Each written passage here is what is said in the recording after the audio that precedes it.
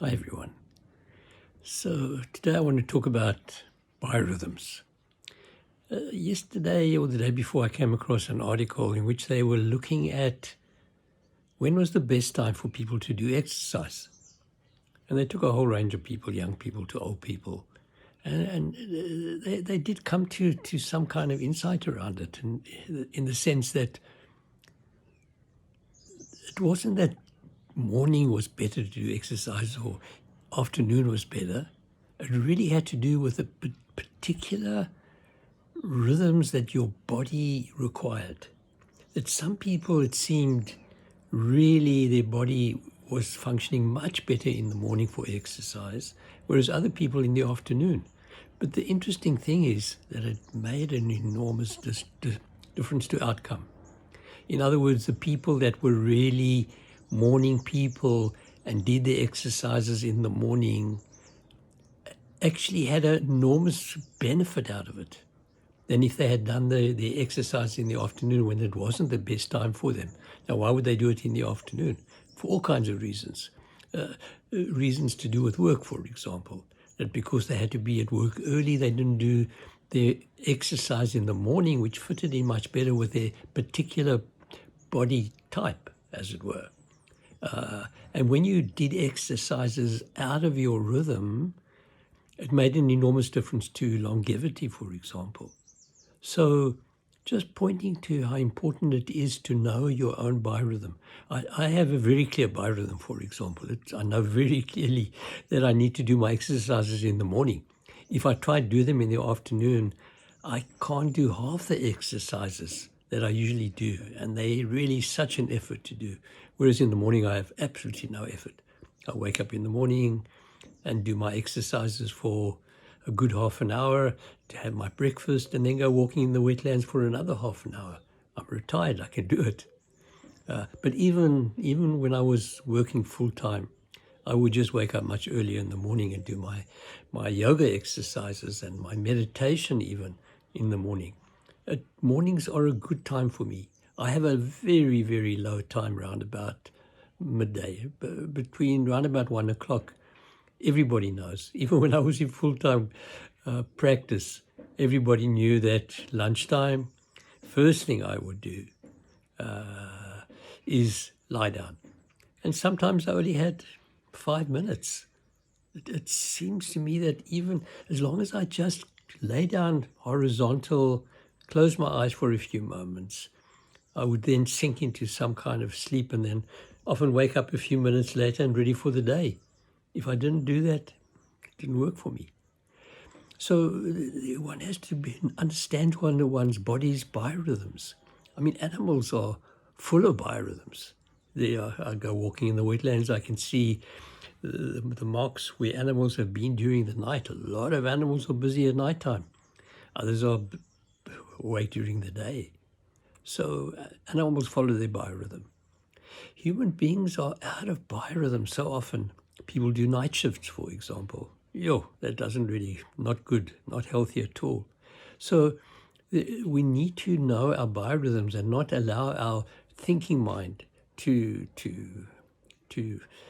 make assumptions that we don't need to worry about biorhythms. Biorhythms are seriously important. In the study, it made a big difference to longevity if people were following their body biorhythms with regard to exercise. Of course, sleep is really important, and sleep is an important biorhythm. Human beings sleep at night, not during the day, except for very short naps. So we need to understand these rhythms. I mean, women understand rhythms because they have monthly hormonal cycles. So, and those hormonal cycles can have enormous effects on their emotional rhythm, for example. And men who have women partners need to understand that, because during the perimenopausal period, it can be hectic. I can remember a girlfriend even coming to me to apologize that during that menopausal period, she had been so damn difficult. So we need to recognize these rhythms, and we need to acknowledge them it does bring up questions like, do we have free will, for example, which is interesting to me always, this whole question of free will. How much free will do you have if your hormones are out of cycle? Men are seriously affected also by hormonal cycles, and their testosterone levels, which can flow, they don't remain exactly the same from morning till night. And if you understand your hormonal cycles, you don't have that much free will necessarily. I have another family member who says that she gets angry and she knows it's menopausal, and she can't help herself. She gets angry with children, with her husband. If the children and the husband don't recognize that actually the mother partner doesn't have exactly the free will that they want, that they think they have, they're going to be emotionally disturbed. They're going to get angry. They're going to fly off in different directions. And men with testosterone levels can also get into moodiness and anger. Free will.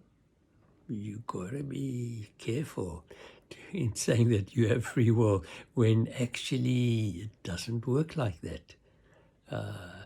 One needs to understand oneself, and one needs to understand the flow of these biorhythms, and how they affect our moods and the way we see the world and the way we operate. In winter, a lot of people can feel down and more dark and go internally and become quiet. That's the biorhythm for them in winter time. Other people are not necessarily affected in that kind of way. There are people that are affected by moon cycles. I am. Not every moon cycle, but certainly a lot of moon cycles I can assess the difference. So we need to understand that only because we live in a world with all kinds of creatures and people that have these biorhythmic processes going on. And when you understand them, it allows you to be a little bit more kind and compassionate to others and to yourself, of course, because we're not exactly in control. Have a good day.